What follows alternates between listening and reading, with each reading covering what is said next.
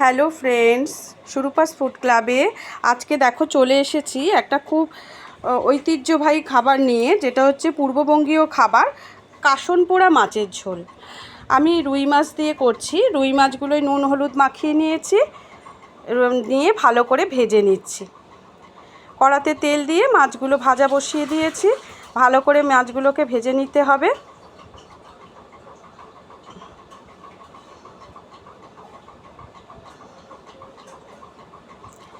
এইবারে মশলাটা রেডি করে নিই। মাছটা ভাজা হচ্ছে হোক।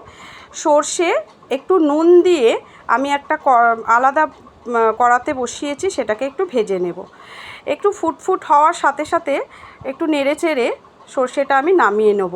ওটাকে বেশি ভাজা যাবে না, কিন্তু তাহলে পুড়ে যাবে। এটা যেন পোড়া না হয়।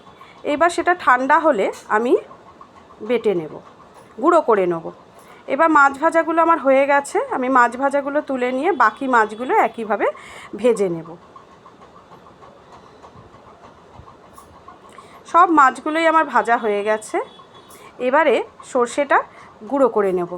সর্ষে গুঁড়ো করা আমার হয়ে গেছে। এবার কড়াতে আমি কালো জিরে, যে তেলটা আছে ওর মধ্যেই কালো জিরে দিয়ে দিচ্ছি পরিমাণ মতো। তোমরাও তোমাদের পরিমাণ মতো দিয়ে দেবে। দুটো চেরা কাঁচা লঙ্কা দুটো দিয়ে আমি তেলটাকে একটু নাড়াচাড়া করে নিলাম। এবার ওর মধ্যে মাছগুলো দিয়ে একটু ওই তেলেতে একটু বসিয়ে রাখবো। তারপর তার মধ্যে হলুদ দিয়ে দেবো আর নুন দিয়ে দেবো।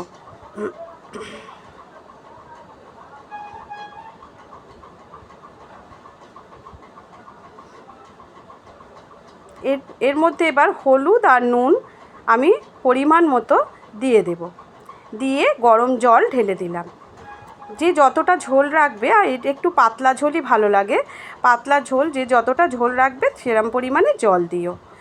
এবার ঝোলটা ফুটে গেছে দেখো। তার মধ্যে আমি ওই যে গুঁড়ো করা সর্ষে যেটা কাসন বলছে, কাসন অ্যাকচুয়ালি সর্ষেকে বলা হয়। দুটো কাঁচা লঙ্কা চেরা দিয়েছি, ধনে পাতা দিয়েছি। কাসন্দি কথাটা আছে, কাসন কিন্তু সর্ষেকে বলে।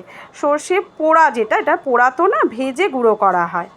এটা ফুটে গেছে, ফুটে গিয়ে রেডি হয়ে গেছে আমার রুই মাছের কাসন পোড়া ঝোল। একটু চাপা দিয়ে ভাপে রেখেছিলাম, তারপরে এটাকে সার্ভ করে নেবো একটি বাটিতে।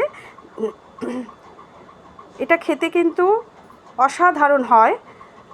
আমার অনুরোধ রইল, যারা খাওনি তারা কিন্তু অবশ্যই খেয়ে টেস্ট করে বলো কেমন হয়েছে।